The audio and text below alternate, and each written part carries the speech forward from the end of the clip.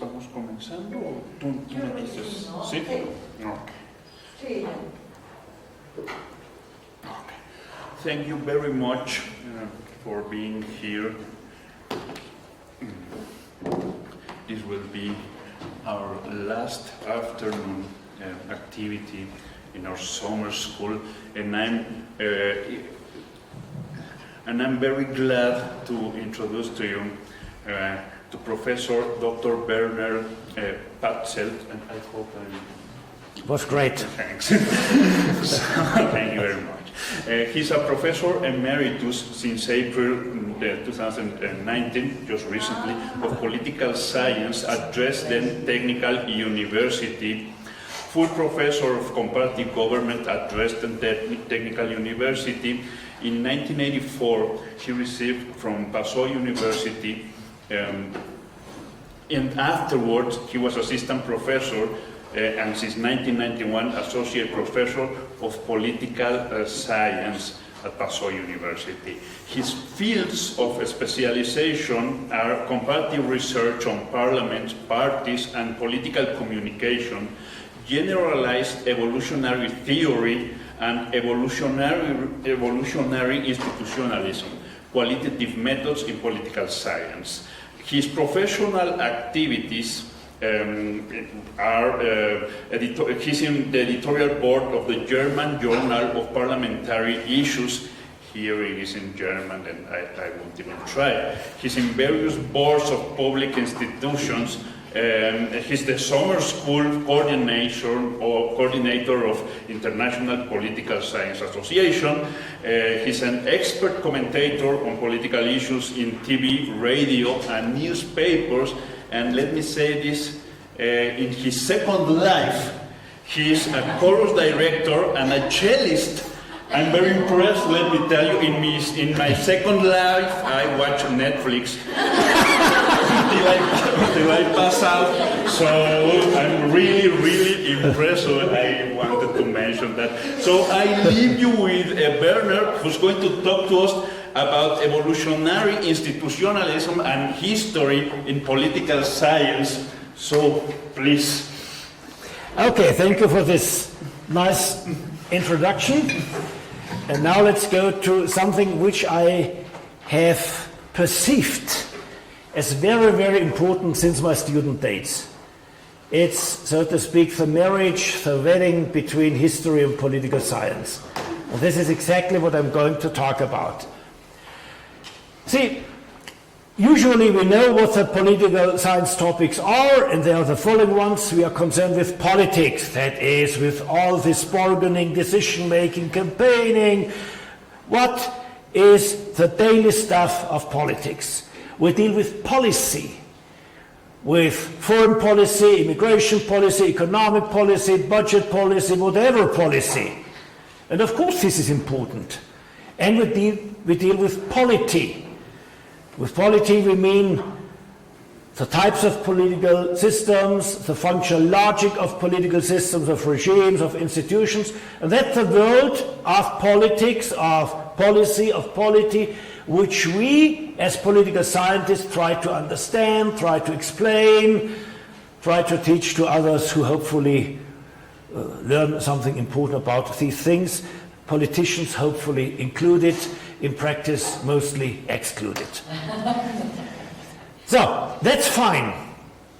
A practical question at first sight is, in what historical depth should we study all these things? Is bargaining today different from bargaining in the 17th century?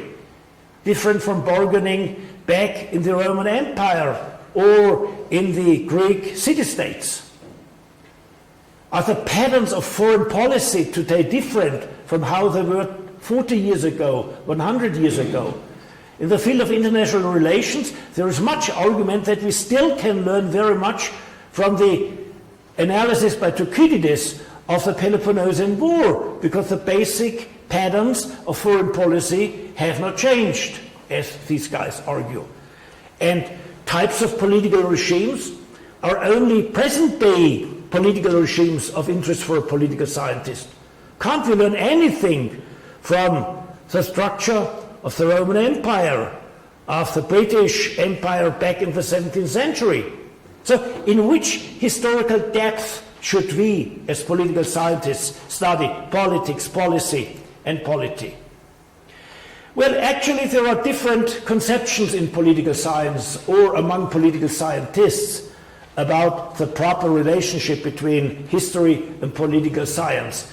And I want to describe them, and in order not to confuse you, I will tell from the outset not all of these positions are equally sound, although I present them as sound as possible. The first position is that we as political scientists, we are studying ongoing political history. We are studying the political history of our days. Political reality has, so to speak, a plastic character.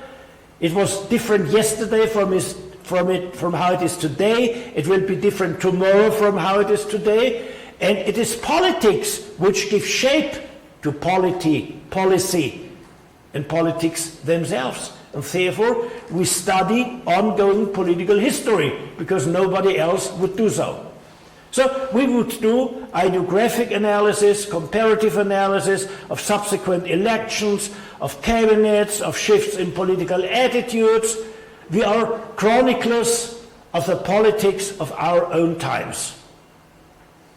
And if you are active for 40 or 50 years, then the layer of history you have digested as a political scientist is much more extended than if you just enter the field of political science and of political consciousness, and the only president you know is the one who is in office when you start thinking about politics. This is one way thinking about these things. It's not the best possible one, by the way. In the other position presented by many political scientists is, well, we are analyzing contemporary history, in particular contemporary political history that occurs during our lifetimes, and the lifetimes of our parents and grandparents, and then the rest of history, well, seems to be of no more importance to us. It's in the gray of history or in the dark of prehistory. Not interesting for us. And we are, so to speak, as political scientists, covering those layers, those parts of history which are not yet dealt with by professional historians. You know, historians want to go to archives. And if political documents are disclosed are not available for the public in archives for 20, for 40, for 50 years, then professional historical work starts 10, 20, 30, 40, 50 years after the events which are interesting. And this period between present-day interest and the interest of historians is, so to speak, bridged by political scientists. One day, professional historians will do what they can better do than ourselves, namely going to the archives. And we move onwards. Every year we have new political things, new arising political history to digest. So political scientists would be self-made historians of a not yet historical field. Well, this is how things are, and I do not think that this is the best way. A third position, which I appreciate very much, is that we as political scientists want to understand the nature of political man or of political humans. That nature that is the basis of all policy making, the basis of all constructing of polities. And this nature has unfolded over the history of humankind. Our species is old something like 5 to 7 million years. The modern type of our species is old about 1 million of years. The most recent type, which spread from Africa to Eurasia, from Eurasia then to the American continent, is old something like 200,000 years, with the emigration from Africa starting something like 35,000 years ago. And this is what we are interested in, because this man, formed in this long history, is still the brickstone of today's political regimes.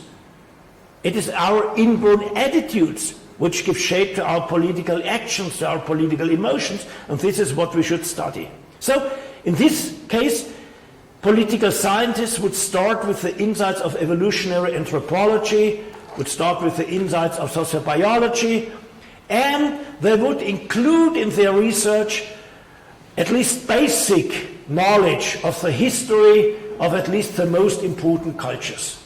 A political scientist then, if well trained and able to understand what's going on even in his lifetime, would need to know the basic traits of the political history of the Chinese Empire, of the Meso and South American pre-Columbian empires, as far as they have been thoroughly researched. The history of the Roman Empire, the Ottoman Empire, because, which is the underlying argument, the nature of political man has not changed so much.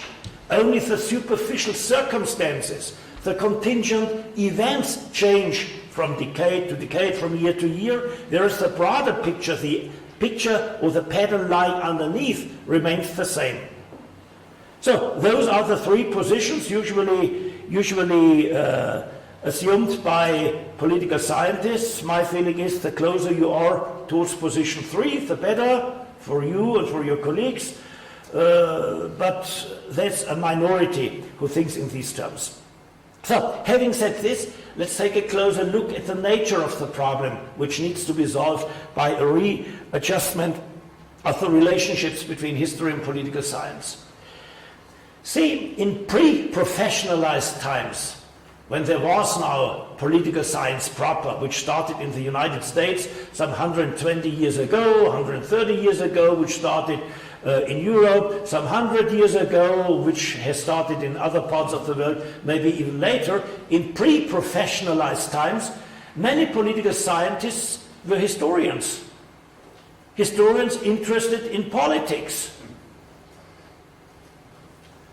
And these guys, historians interested in politics, simply added the more and more available systematic concepts of political science to their fields.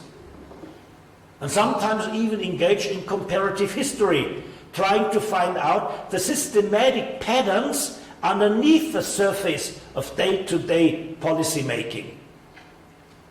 And comparative history could include comparisons between present times and earlier times. Then, back in the 50s in the United States, in the 60s in Europe, something spread in the social sciences, in particular in political science, which we call scientism. And it took the appearance of the so-called behavioral revolution. And this meant that political scientists started to use to think like natural scientists.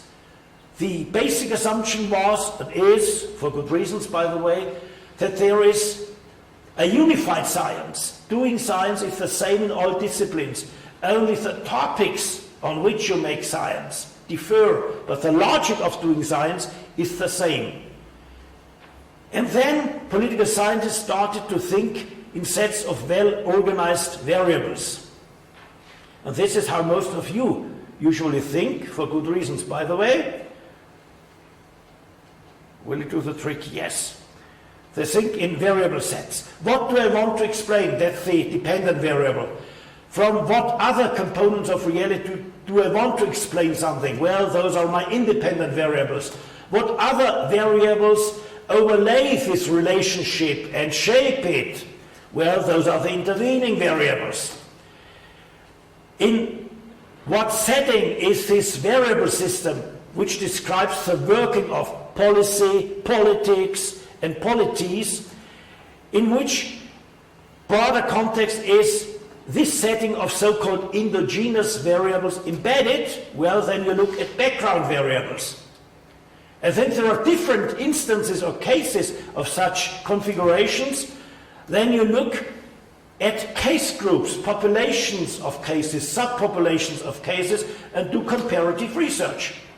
And whenever we are taking our job serious, we try to single out the important variables, we build explanatory models of this type, and we find variables which bring us to fruitful comparisons. This is scientific thinking really at its best. And we look at explanations of complex phenomena, at modularized explanations. We look at forms of causal interactions. We have our dependent variable, another variable is causing it. Great. And we do regression, whatever this may mean in practice, to find out how both of them are connected. Well, we call this a simple causation. There might be a second independent variable, and we have a double causation of a phenomenon and can try to find out which percentage intervariance of the dependent variable may be explained by variable A or by variable B. Of course, behind the independent variables might be background variables at work, and so we can see even whole causal change. Background variable B influences background variable A, this influences independent variable A, and the result of this interaction of this chain is the dependent variable. It can be made even more difficult. See here we have recursive causation. Background variable B influences variable A, influences independent variable A, and there is a feedback loop to the background variable B. Great. We have recursive causal change. And of course, can be even more complex, and then we see we have recursive nested causal chains. And then we need mathematical and statistical models to find out how these things are interrelated, and those wonderful classes on modern regression, on public policy, and so on, show you the tools with which you can explain all of that, and everybody agrees this is modern advanced political science, and this is true. This is how we used to think. Oh, goodness.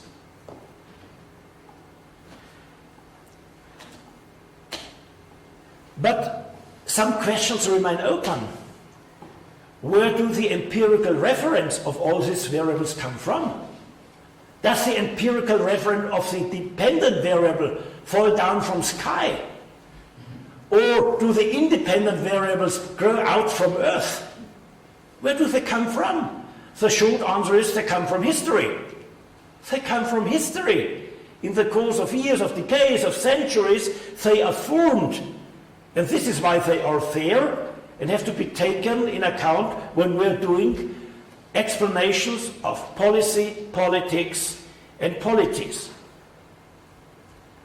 If this is understood, then the follow-up question is quite clear. Well, does, and if so, why and how does history have an impact on the structure of present-day social and political figurations that we analyze empirically? Or does history of an institution, for instance, has an impact on the stability of this institution over time? And so we come to concepts like path dependency. Path dependency, which became very famous in historical institutionalism, meaning there is a beginning of processes, and then there are different points in time. When you look at processes, at the beginning there is an open future, and then comes an irreversible process. At T1 everything is possible, and then the developmental paths go apart from each other. One takes this way, resulting in the structure A. Oh goodness, this one was different at T2, at T3, and then it joined the first path. What a mystery behind why is this the case? Or the next path. It identical with the red one until T3, and then leading to a different result, and so on and so forth. See, now comes the important point. This is only a description of what is going on at these critical junctures at the different points in time. Here is the important thing. What we see as political scientists in our present times is A, B, C, and D. All the rest left of T4 is cut out from our attention, knowledge, interest. Although everything which is existing here in terms of polity, policy, politics, has a history behind.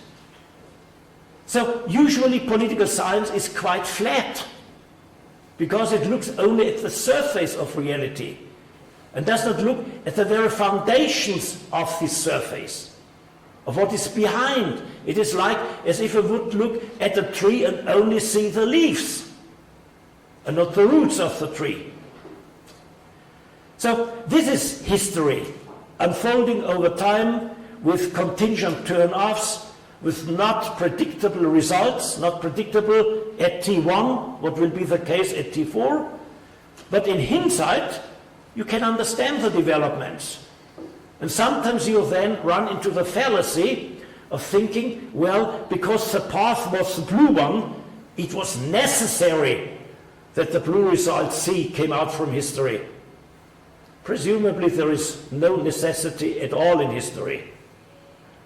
Only structural constraints or incentives. And sometimes reality is frozen, no alternatives are available. Sometimes reality is thawing and solid structures so far become flexible, and this is where critical junctures emerge. So at present times, you carry with you what you have become, you as an institution, as a parliament, as a country, as a culture. And what is at work here is what we might call the structure shaping power of evolution, which can be deciphered by the adequate intellectual tools. And out of this research, you see here a list of the most important path-shaping factors. I do not want to go into details here because this would fetch us too far. Important is to understand basically the concept of path dependency and why it is not sufficient to look only at the surface of contemporary politics. You have to look at the path-dependent processes which created the present-day political world. Let's come to an interlude to relax a bit before going into more details. Some thoughts about history and political practice. Cicero, famous Roman politician, philosopher, and writer, has a wonderful saying, those who ignore history are doomed to remain children all their life long. Maybe one day you have asked, when you have been a child, your mother the question, or your father the question, hey, what did you do when I was not yet here with you? The idea that there was history, even of one's own parents, before oneself was a part of the common life, needs to be detected. And depending on personality, it can be a sharp and very bitter experience that the world does not begin with oneself.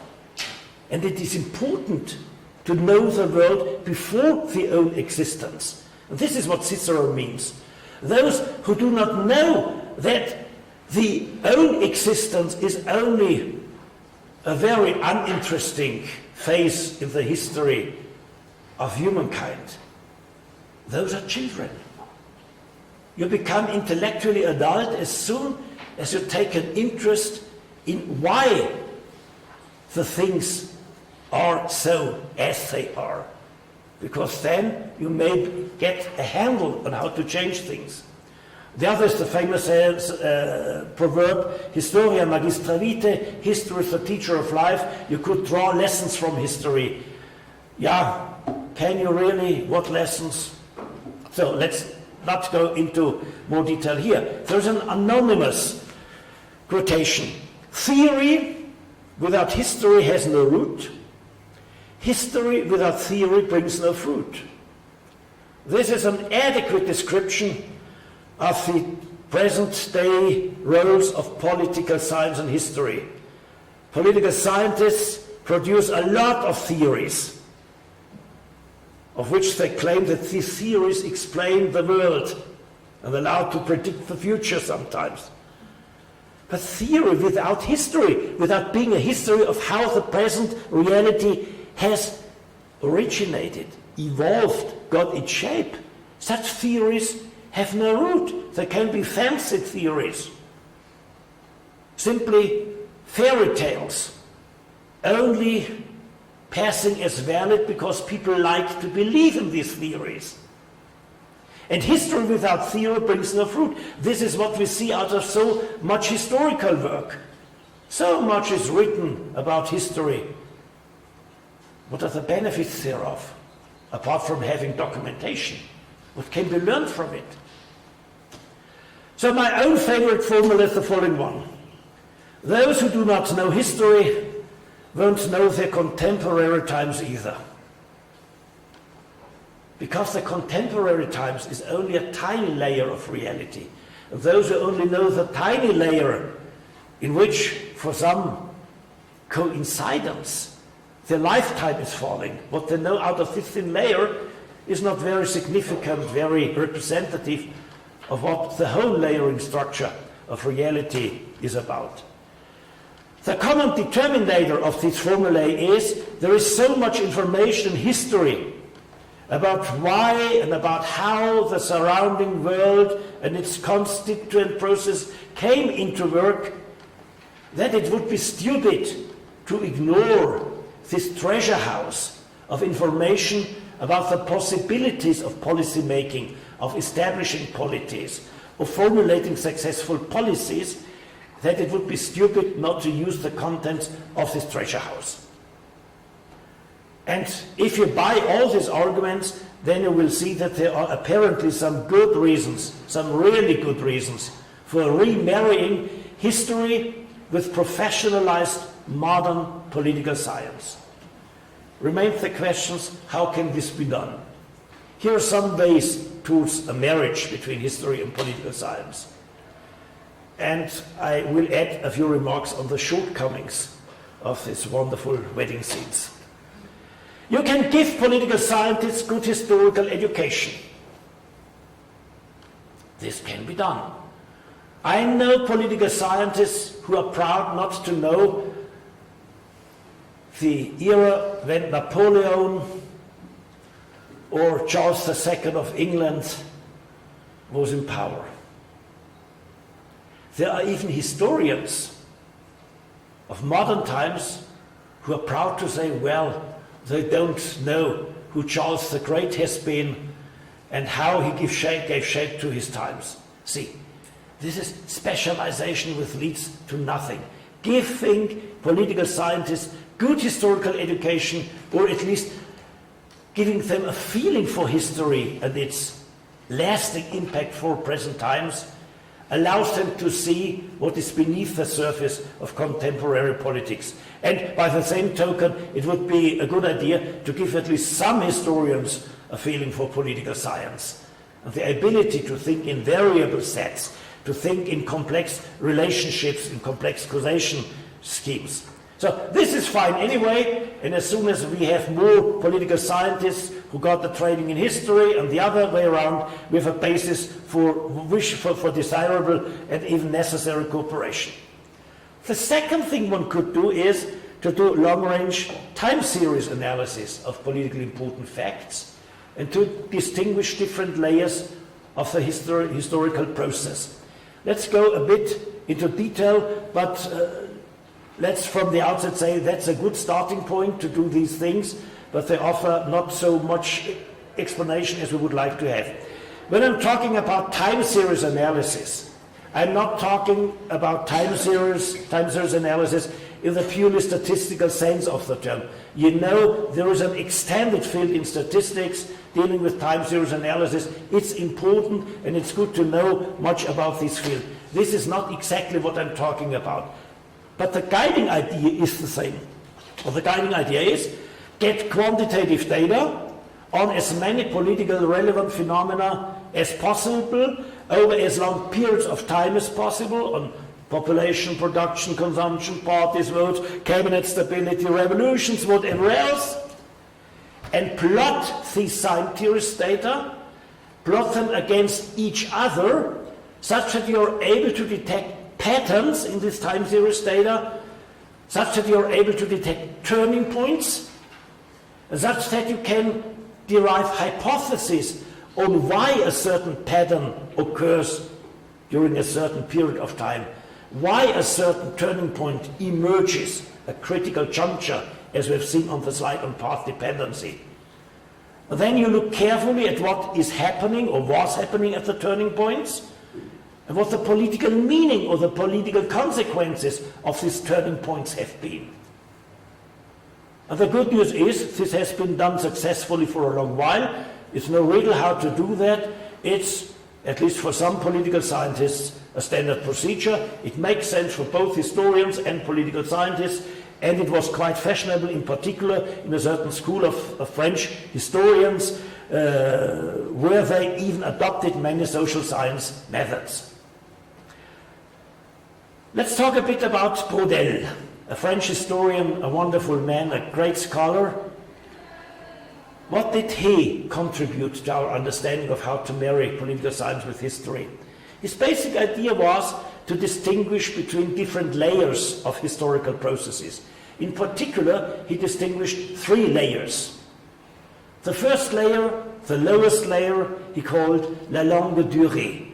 This is phenomena of long duration, like changes in climate, changes in vegetation, changes in population.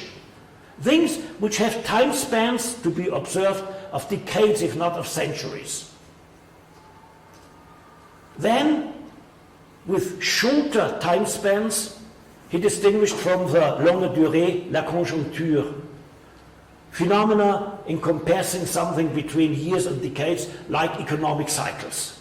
A Kondratiev cycle is something like 90 years, there are shorter cycles and so on. This is what he has in mind. And then the top layer is the so-called histoire événementielle, the history of concrete events, of rapidly changing events, like the daily politics. A party winning an election, a party losing an election, a head of state giving up his office, and so on. And the advantages of distinguishing layers of history is, of course, that then, having distinguished these layers, you can read history like a musical score. With one line, the next line, you may have 20, 30 lines with all the instruments playing their melodies, forming their harmonies, and in this musical score, you see exactly out of what constituent parts is created what you hear, what you can listen to. So, in such a score built along the idea of Braudel, you can really see what lies beneath the surface of history. In particular there, where there is coincidental causation, where different cycles meet. In the longue durée, you have a top. In the conjoncture, at the same point in time, it happens that you have a top. And even in the histoire événementielle, something important happens. Christ is born, or the prophet Muhammad got his revelation by God directly via the Archangel Gabriel or something like that. And if you can read history in this way, this reduces, so to speak, the stochastic element in history. When doing, say, regression analysis, you always are happy if the error term is not too large. You try to shrink down the error term by including the necessary variables. In the ideal world, all variance in your dependent variable is explained by the variables included into the equation. Exactly the same holds here. If you know each single layer of history, and if you can understand the interaction effects and the main effects on each level of history, then the stochastic element, the error term of day-to-day history, can be reduced, and you understand what's going on in history, and are not required simply to tell fairy tales. So, the follow-up concept of this is made prominent, for instance, in evolutionary institutionalism. You see the whole reality has a layering structure with different time structures. The lowest level, atoms, molecules, has a very long time span. They originated after the Big Bang, and ever since then, or some seconds after the Big Bang, we have them. They will be there until our universe will contract, and whatever will happen, what we do not know and will never experience. Then comes the layer of living beings. There are simple ones whose plans, whose DNA is old, billions of years, or at least hundreds of millions of years. Then comes the layer of cultural stocks of knowledge, what is taken for granted and known in a given culture, which changes over centuries, sometimes within decades. Then come social structures like families. And then on top layer, then you have individuals, and then come nation states, regional systems, the universe, and if you believe in Star Trek, one day the federation of the stars will emerge with a peaceful regime over the whole universe. So this is one way of how to get analytical grips of history. Then you can use some of the established theories of big processes in history. The bad news is that most of the big theories are wrong. They grasp certain things that really exist, but the explanations sometimes or usually are wrong. We have cyclic phenomena without any doubt in the history of regimes. This is what in the regime theory of Aristotle was called constitutional cycles. And French contemporary historians try to find constitutional cycles in the French regime since the French Revolution. We have rise and fall phenomena. Something rises, blossoms, and then falls down and disappears. In particular, in Oswald Spengler's theory of civilizations, this was the basic idea. You have linear phenomena, like depicted by modernization theory. There is a traditional society, and then comes secularization, the more division of labor, industrial revolution, democratization, rule of law, and then you have a wonderful modern society, and this would be the end of history. The same we have in historical materialism. There is a constant way from primitive society to communism, and communism could explain why it couldn't be otherwise. Without any doubt, cyclic phenomena exist, rise and fall phenomena exist, linear phenomena exist. But they do not exist because there is something like the hand of God in history, or because history or humankind unfolding over history is a deterministic or predetermined system. It comes due to mechanisms with which we need to understand. Because these phenomena, cyclic, rise and fall, linear, are subcases of open-ended phenomena. And it is exactly evolutionary theory, which allows us to understand history unfolding as an absolutely open process, which nevertheless is a path-dependent process, because structural decisions, cultural decisions of yesterday give shape to the trajectories which evolution can take during the coming years, decades, centuries, and so on. So there is nothing like a predetermined path of history. History has an open course, but at every single point in time, it has certain constraints, which do not make everything possible, what might be possible based on wishful thinking, on pure theory, and so on. Okay. What else can be done to come to a happy marriage between history and political science? Well, these theories of big processes are often rather metaphorical, cyclical processes, rise and fall. They're not really explanatory, and there is no predetermination in history. So what else could we do? We can use, or we can focus on institutions. Institutions are the hard core of social reality.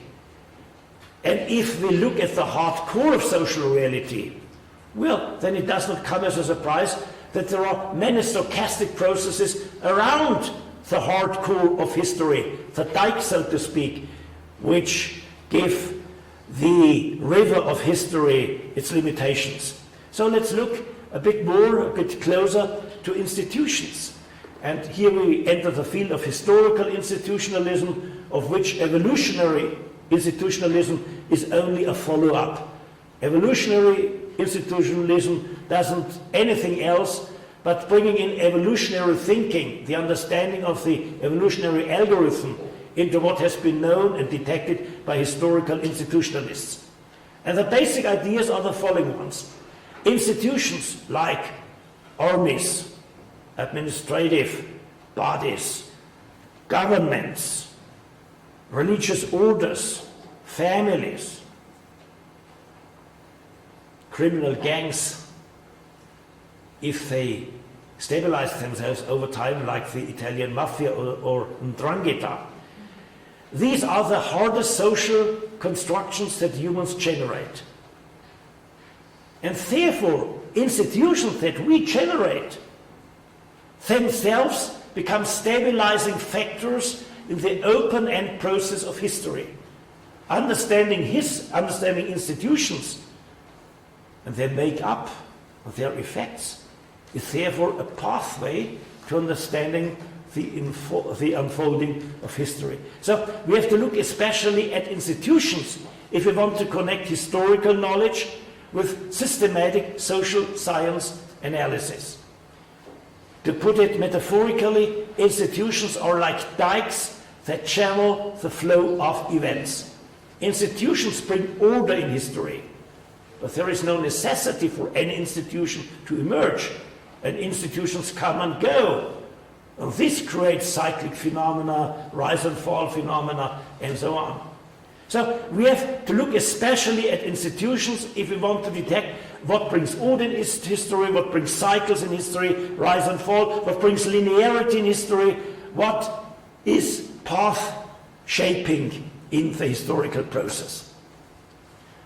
And in fact, if you know something out of the research, both on the theoretical level and in particular on the empirical level, then you see quite easily that institutions display clearly recognizable patterns of development.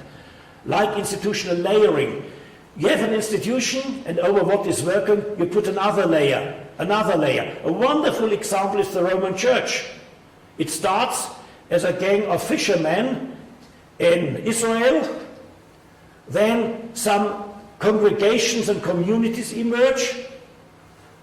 They practice networking throughout the Roman Empire. One day the Roman empires detect that in the world of Christian congregations there is so much, well, in terms of spirituality, transcendence, which can replace the faded away pagan belief in the gods of Greek and Roman history. Therefore, the state uses ecclesiastic structures to find new ways of integrating this late Roman Empire. The church itself assumes the forms of the Roman state. And then I could retell the history of the Roman church throughout the coming 1,500 years, where the church develops modern political structures like monarchy, even like parliamentarism. In the councils of the church, the modern parliamentary system of government was prefigurated what in the history of the church is called conciliarism, which was quite important at the beginning of the 15th century. So you see in my brief account the layering structure from a gang of fishermen to a truly parliamentary system, not fully fledged because the Pope remained always the monarch. And for a long time the ecclesiastic structures were role models for the secular structures. This is layering, conversion. An institution which has a certain purpose is transformed to another purpose. Look at the NATO. The NATO was meant to unite the Western European states along with the United States and Canada against the Soviet Union. Then the Soviet Union collapsed, the East-West conflict disappeared. So what shall we do with the institutions of the NATO? Well, NATO can serve as an international police force. Wherever there is violation of human rights, NATO will send troops. This is institutional conversion. And so we can talk about institutional drift and displacement. I do not want to go into these details. This was the state of the art in historical institutionalism. But the follow-up question then is, what are the causal mechanisms that generate these patterns? What are the causal mechanisms that account for institutional layering, institutional conversion, and so on? What's going on there? How are the new paths in path-dependent development of history opened and other ones sealed?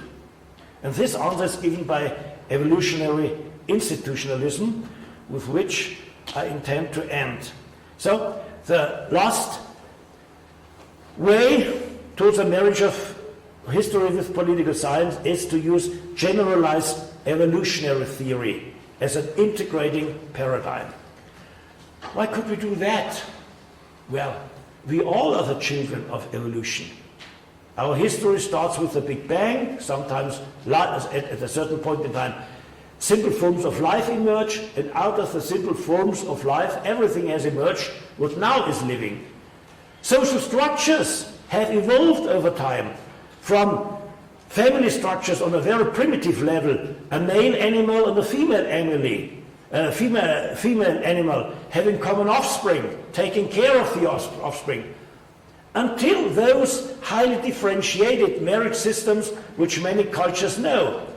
Everything emerged by evolution. But what does evolution mean?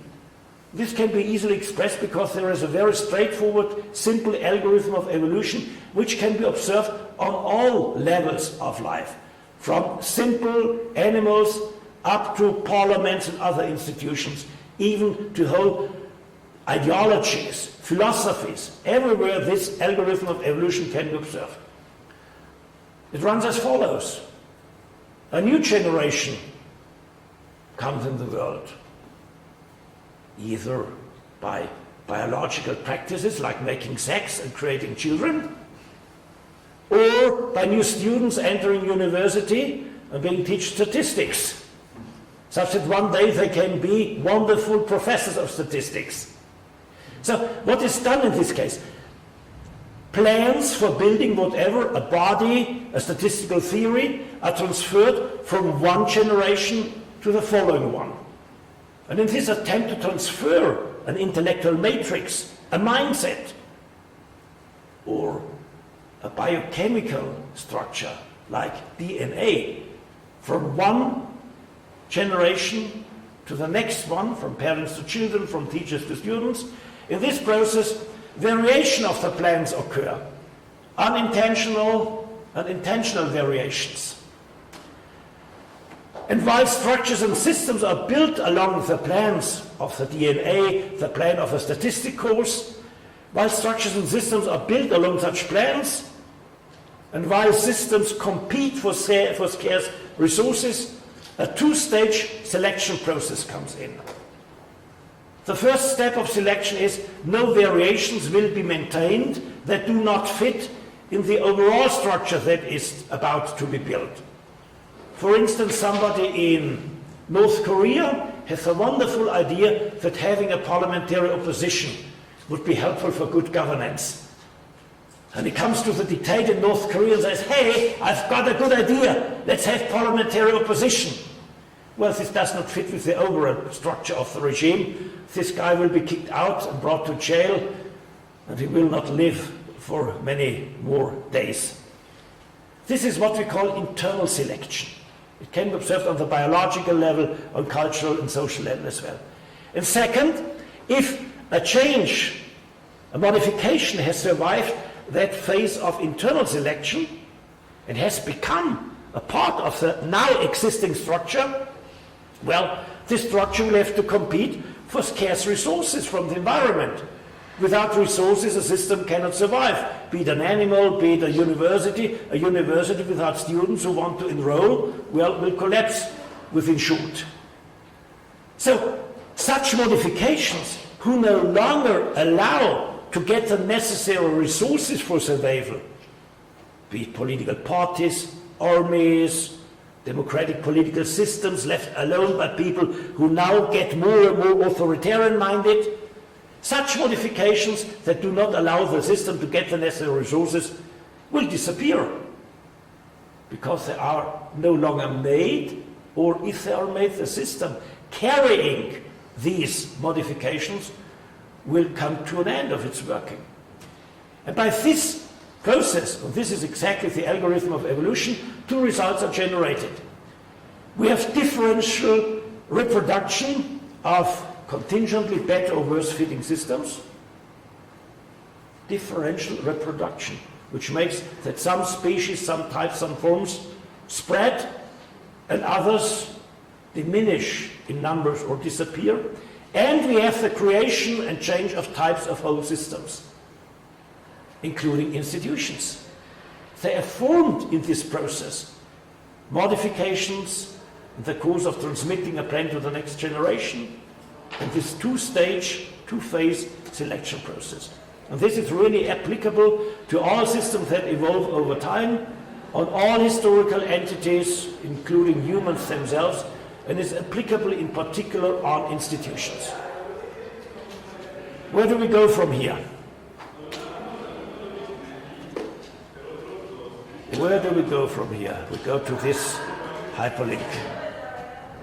And we go to that way in which most people think about marrying political science with history without thinking about these things really in depth. The feeling is that when we as political scientists want to make use of history, we have to go out for historical similarities, for historical analogies. So looking for analogies would be marrying political science with history. That's not fully wrong, but not fully correct, and we need to understand the looking for similarities between present times and history. We need to understand that in a better way, and trying to do so we enter the field of morphology. What is morphology? Morphology is nothing but a form of comparative research. Morphe, the Greek word, means a pattern, a structural type, and logic, coming from logia, means the study of something. Morphology is the study of types, the study of forms. But the goal of morphology is to detect patterns. Patterns in biology and in biological history, patterns in linguistics. This is how an absolutely unknown language was detected 180 years ago. Namely, the common mother language of all Indo-European languages. Because a British colonial officer, who was knowledgeable not about English, but also about Latin and Greek, learned Sanskrit and found out so many similarities. He detected patterns. And out of the analysis, the comparative analysis of patterns, in the course of time it was able to reconstruct the mother language of all Indo-European languages. And the same pattern recognition is done in the history of art, literature, of musical composing, law, institutional settings. Everywhere morphology is practiced, and the goal is to detect patterns and then the kinship relations between the patterns. The kinship relations can be synchronic. What do different patterns have in common right now? If two countries have a parliamentary system of government, what exactly do they have in common? And they can be diachronic. Are there any links between patterns in earlier times and patterns in present times? What do modern parliaments have in common with estate assemblies of the 16th, 15th century? So we go out for detecting patterns and kinship relationships between patterns. And we want to explain the patterns and the kinship relations. Why does this pattern exist? Having a state, having a representative assembly. Why does this pattern exist and not a different pattern, having no representative assembly? And why do these relations between two patterns exist that we observe and not other relations which might have emerged throughout history between patterns? And the steps of research are, like in all research, the first step is recognizing what patterns, what kinship structures are here in cases A, B, and Z. This is done by hermeneutic induction, by deduction, whatever. And the second step is we try to explain the recognized patterns. Why do they exist? And this brings us in the field of systematic comparative research, of systematic historical comparative research. And now come the concepts with which we can easily link politics or political science of present-day politics with history. And all these concepts we are talking about have first been introduced and successfully tested in comparative anatomy, where most of these concepts come from, in comparative linguistic analysis with its big successes, and the social sciences can really draw useful inspirations from them. I can tell you because I'm in this field for, I guess, more than 15, nearly 20 years. The first notion, widely known, is called homology. Homologous are structures that are similar because of common origin. It is structural or mimetic similarity. Examples tell what is necessary to understand. The skeleton of a fish, and the skeleton of a bird, and the skeleton of humans are very similar. Everybody knows who's ever compared these skeletons. Why that? Well, because in the course of biological evolution, the same part of the plan was conveyed from generation to generation with modifications. Or the institutional structures of Germany's everlasting imperial diet, which existed from the 17th to the late 18th century, and the present day German Federal Council. They have the very same institutional structures. The top representatives of the states out of which Germany is made are present there.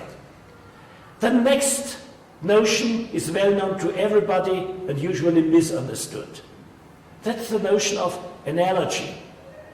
Analogous are structures that are similar because of similar challenges to which they used to react. This is not structural similarity due to common origin, but functional similarity, in spite of even quite different origins. Look, for instance, at the wings of birds and bees. They're constructed absolutely differently, but they fulfill the same function, keeping an animal in the air. Or the federal representative bodies, like the German Federal Council and the Canadian Senate.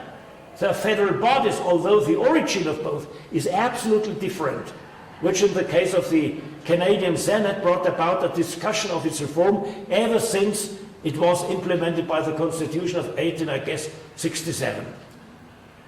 Then we have similarity which goes back to the coincidence of homologous similarity and of analogous similarity. Those are structures that are similar because of both common origin and similar challenges to which they are exposed. For instance, parliaments.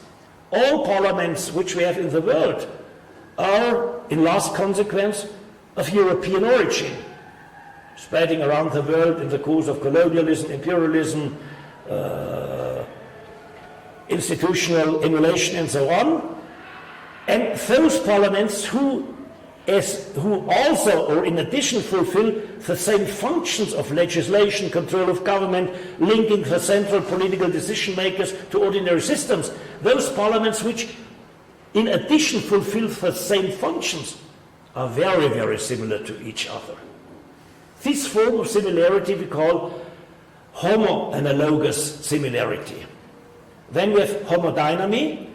This means structures that are similar because they have been and still are created by the same processes everywhere. Well, if you look at male-female relationships of sexual kind, there is no need to assume that our sexual activities are so similar because we copy each other. They're similar because humans have a certain inborn program of sexual behavior.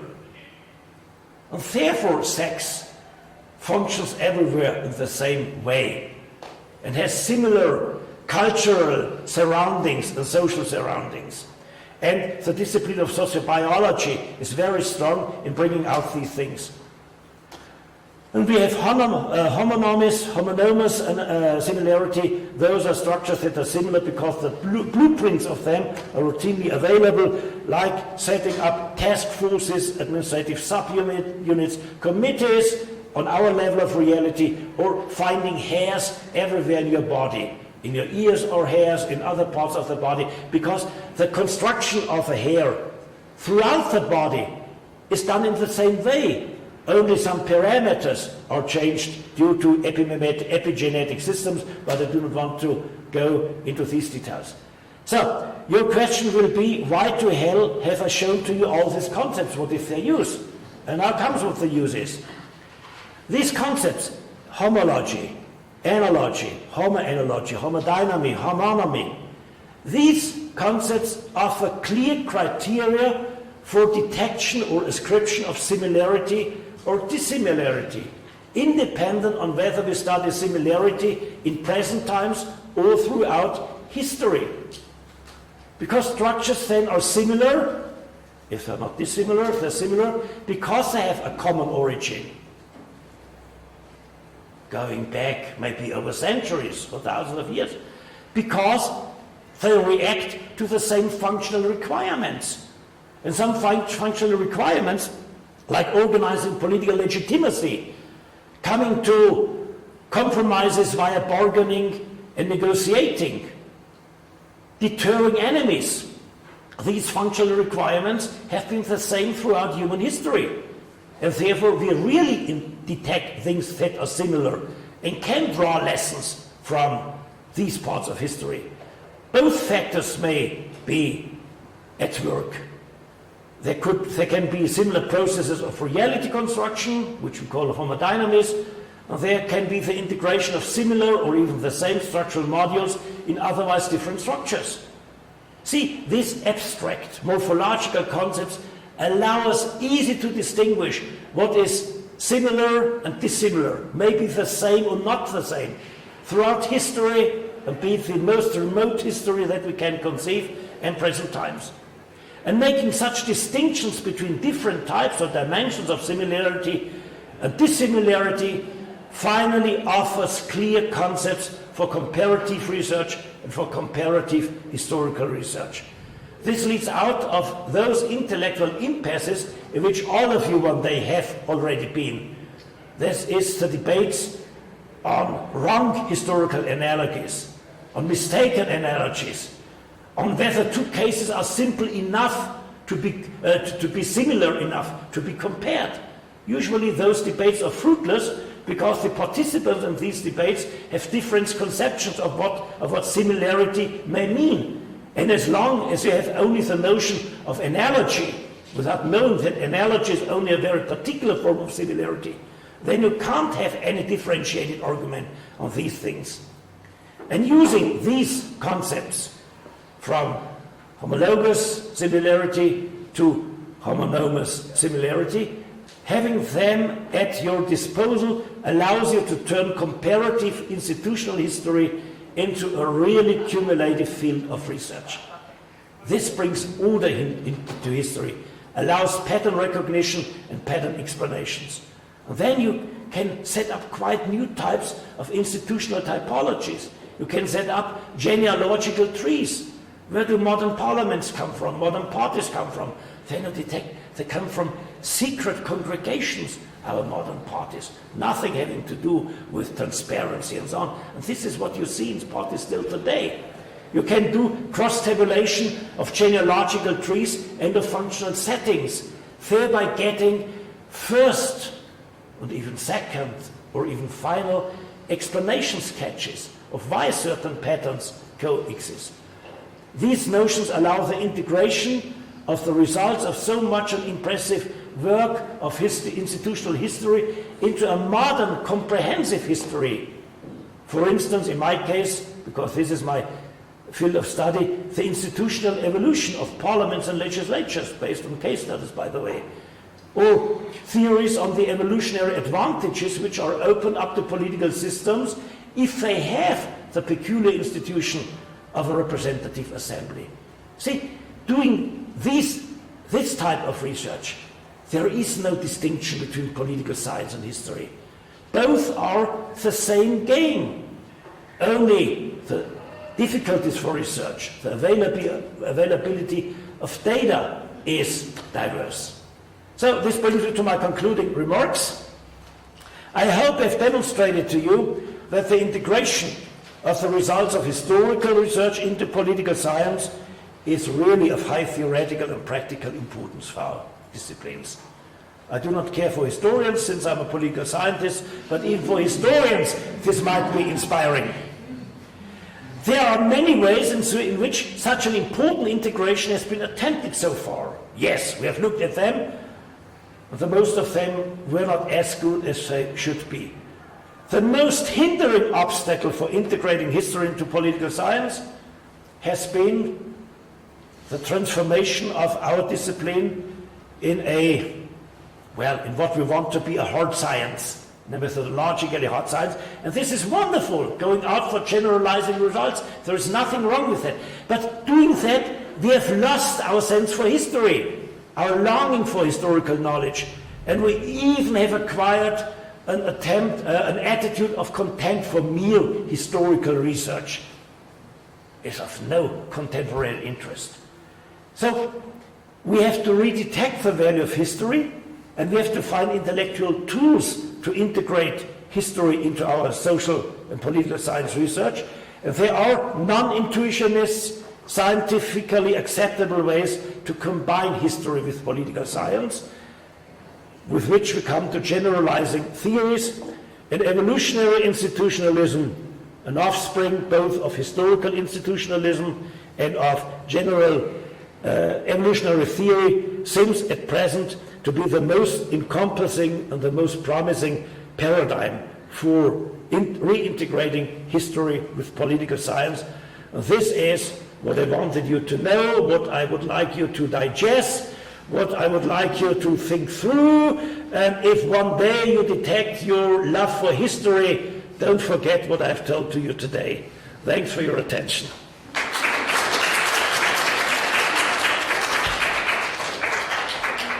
Thank you very much, Werner.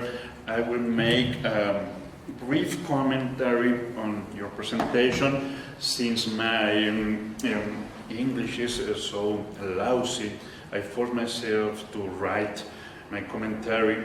So this is going to be a little boring, but it will be brief. So there's always a trade-off. There's always a trade-off. So, okay. So, history is considered by some famous social scientists to be among the basic skills in our toolkit. Here are two cool quotations. One is from Keynes. He once said, "The master economist must possess a rare combination of gifts. He must be mathematician, historian, statesman, and philosopher in some degree." Well, that was Keynes. He was an economist, and you don't see economists. But here's one by a political scientist. He said, "So my advice to young people is to study the basics, and the basics for me are mathematics, philosophy, and history. Political science can wait." This was Adam Przeworski. Nevertheless, history has been neglected by the so-called variable-oriented social scientist, a group broadly defined as interested in the effect of the treatment on the result. But I may say about this tradition, we know variable-oriented social scientists that cause must precede consequence. This is basic. And more yet, you don't understand the empirical correlation, even if you can claim that this is a causal correlation, unless you posit a causal mechanism from cause to effect, and causal mechanisms display in time. So there is implied a historical dimension in this tradition, even though they neglect it. The historical dimension of explanation was a feature of some of the best political scientists. It is always impressive to read Sartori or Huntington, since they managed to make large-end, non-quantitative comparative analysis. And by non-quantitative, I mean in-depth. Comparative political scientists like Huntington, Barrington Moore, and Guillermo O'Donnell were interested in dynamic, that is, historical processes, and they left us concepts and generalizations that are part of our theoretical knowledge. But Werner is doing more than just encouraging us to pay attention to history, which in itself is good advice. He posits a framework, the evolutionary framework, to understand political facts and separate its systematic features from randomness. By the way, It is my conviction that this is what science is all about. Darwin famously borrowed from Malthus to develop his ideas on evolution. So it seems about right to have evolution coming back to the social sciences. On the other side, this evolutionary approach is reminiscent of the functionalist movement that accompanied the beginning of political science as an autonomous science. This revival, as portrayed by Werner, seems much more promising, since this proposal comes with a theoretical and conceptual setup that goes way beyond the jargon of functionalists, its emphasis bordering with obsession with political instability and its teleological implications. I am eager to see what comes of this promise of rich theoretical explanations informed with historical knowledge. Thank you very much, Werner. Thank you. So, any questions you may ask?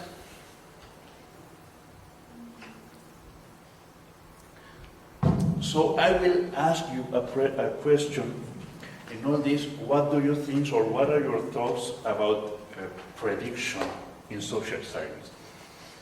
Well, prediction is easy if you have a deterministic system. And if we find that the social world and the political world is not a deterministic system, then as a matter of fact, predictions cannot be made. Guesses can be made about the future. Bets can be made. And I mean, some predictions can be made there where the system is quite close to being deterministic. One example is demography. Children that have not been born today won't have children tomorrow or in a couple of years from now. So population, shifts in population, mortality rates can be predicted, and therefore we can predict the problems which come to the pension system, to the labor market, when the population either rapidly grows or rapidly shrinks down. So in this field we can make predictions. Somehow in short sight or on short sight we can do some economic predictions. We can of course make predictions, our predictions on electoral results a couple of weeks before an election, saying, well, this party with great probability will not enter parliament, and this party presumably will come out as the strongest party. But a prediction for more than 1 year doesn't make much sense in politics. So the problem of many people is that they feel seduced by the natural sciences, who treat deterministic systems mostly, not biologists, but physics, chemists, and so on, seduced by them with the feeling that the proof of whether a discipline is really a scientific discipline or only a congregation of fairy tellers is whether the discipline can make predictions. And if the social sciences, if political science can make no predictions, then this is a proof that it's not a real science. But the reason is that our object is not deterministic, and therefore we have no chance to do that. And by the way, if we were God, maybe we could make predictions because we would know everything from the beginning to the end of the world. But we are not God, and we simply have to be modest and humble enough to accept that most of the future will remain unknowable for us until we experience the future. So I do not worry for the fact that we can't make many predictions. We have enough to do to understand our present times and why they are so as they are, and to find out some trends which may give shape to the coming years. And in demography, to end my argument, we can even make predictions over decades. Well, thank you very much.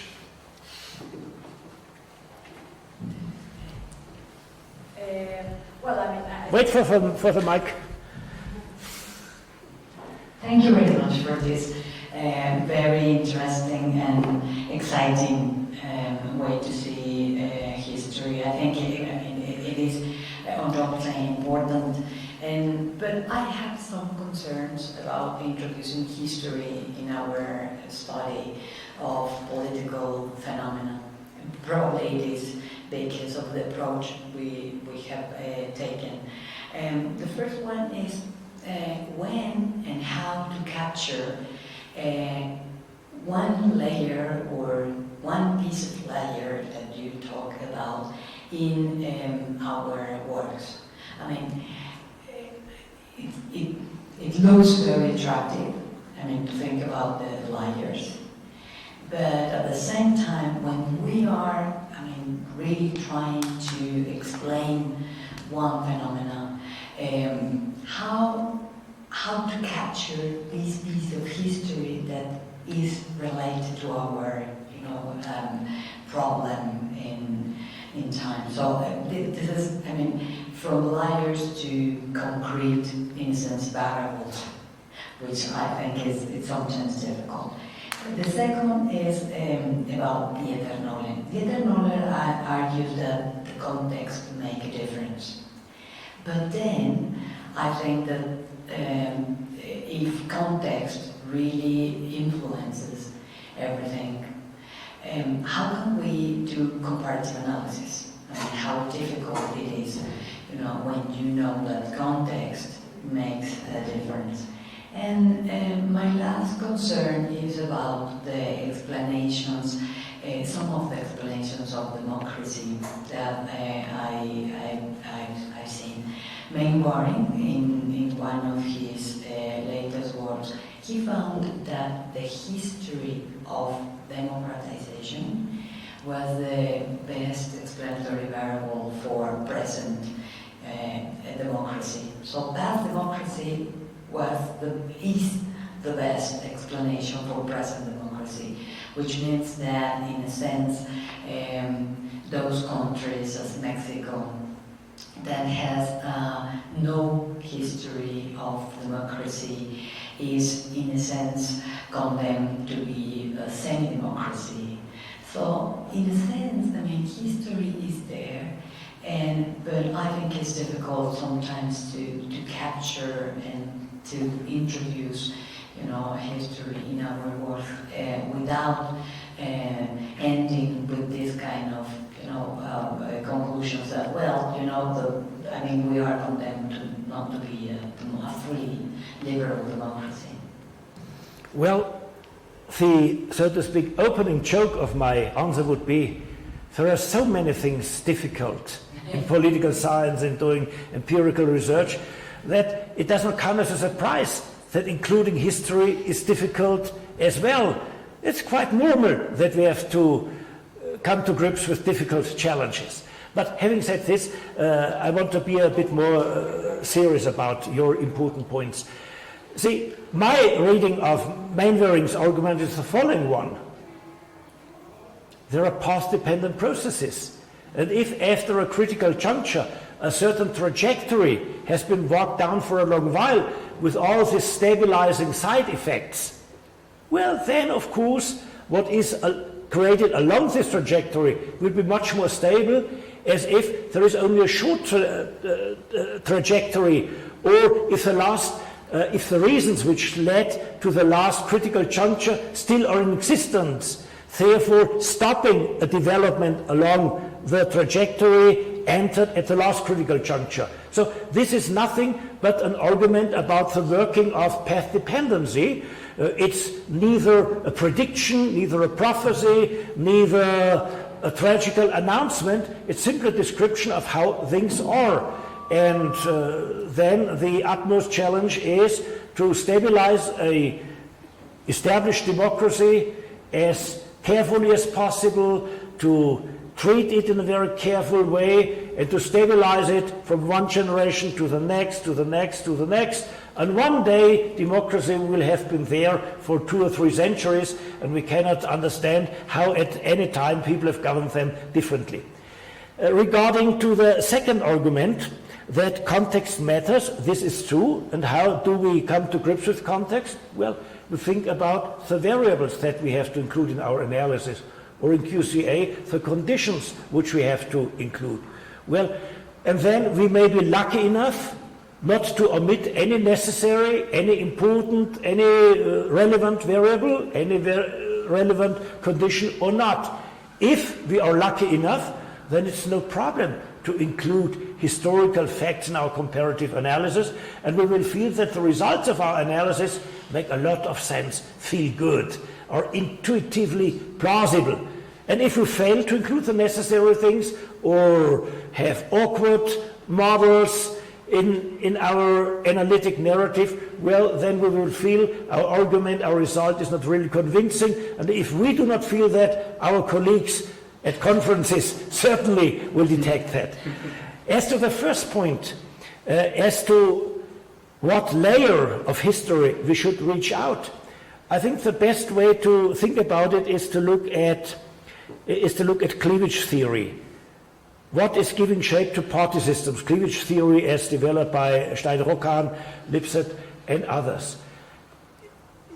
It was found that we can explain the present structure of party systems quite nicely by understanding those big societal conflicts which gave shape to political movements back in the 19th century, when periodic elections started to take place and political parties in the modern sense developed. And therefore, the divide between liberals and conservatives, between socialists and liberals and conservatives, gave shape to political party systems.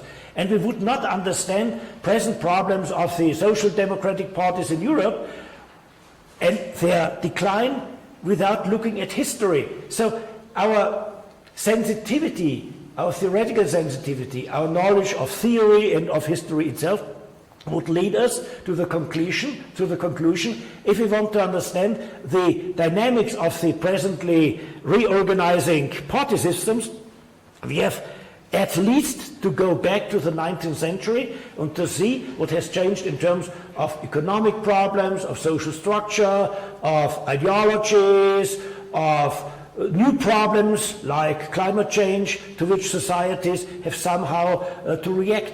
So again, it's not difficult or intellectually boring from the outset. It's simply hard intellectual work which needs to be done, and the results of which need to be discussed and more often than not to be modified in the light of criticism.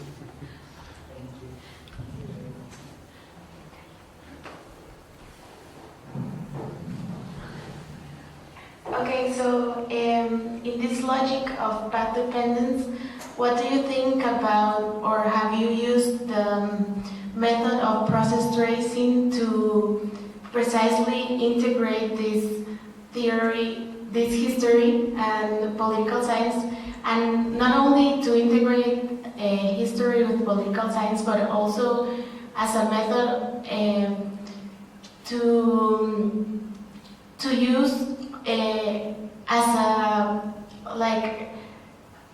a qualitative part in our quantitative investigation, like to mix methods. So I wonder if you used this process tracing method, and have you think about it in a way to make practical, or to make to use in the practice this integration of history in political science. Mm-hmm. Let me reply in 2 steps. Step number 1, if you look at evolutionary processes, the way to do so is exactly process tracing. You need to carefully look what is happening when, say, a theory is conveyed from one generation to the next one. If standing orders of a parliament are conveyed to the next parliament, you have to do process tracing. And in fact, a couple of years ago, one of my doctoral students wrote a doctoral thesis with the main question, how have the rules and procedures of the German parliament evolved from the middle of the 19th century, when we had the first national German parliament, to present times, to the present Bundestag. And what he did was exactly process tracing.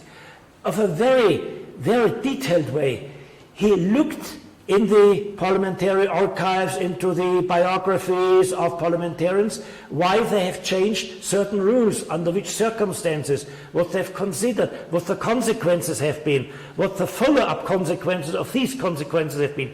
Shortly, in an evolutionary study, a study devoted to evolutionary history, to evolutionary institutionalism on a very important topic, namely rules and procedures of parliaments, which regulate the whole working of a parliament, he has done process tracing over a period of 90 years. And in your own research, have you used the method, or what do you think about using it? Well, my research in evolutionary theory is really the big history of parliamentarianism, of representative assemblies, from the oldest examples, which go back to the Hittite Empire 2,400 years before Christ, to the modern things. And apparently, due to the historical records for long times of history, you can't do a process tracing without holes, because there is simply no documentation. There you have to refer to criminalistic techniques. Is it probable that this has had this impact? For instance, so far we do not yet know which parts of the standing orders of representative assemblies, estate assemblies, which were composed in Europe of bishops, to put it briefly, princes, and representatives of cities, which parts of the standing orders were brought in by the bishops, because they knew these practices from the workings of ecclesiastic orders, of ecclesiastic councils, and so on. This we do not know. And here it's really a challenge for historical research, which I'm not going to do, because for this you need specialized historians for medieval history, to do process tracing. Where did which rule exactly come from? We did so, not we, it was my doctoral student to whom I gave this topic and supervised it, to do it on a detailed base. Though I myself haven't done that in this large scale, because I'm on a more abstract level due to lacking historical records. However, there is one parliament in which you can do that. It's the British Houses of Parliaments. And here is an ample literature showing exactly where which constitutional convention comes from, under which circumstances it was introduced. There is something like that out of the 19th century, when in the constitutional monarchies of the European continent, the rule of countersigning was introduced, which brought the monarchs under the control of their prime ministers, and the prime ministers, as soon as they were under the control of parliament, brought the whole executive branch of government under parliamentary control. Here one can do some process tracing, and I have done, based on secondary sources, some of them in some of my publications.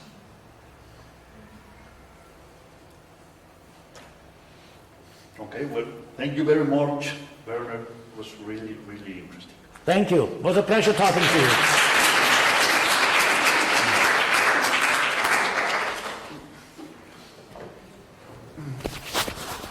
And now we go for dinner.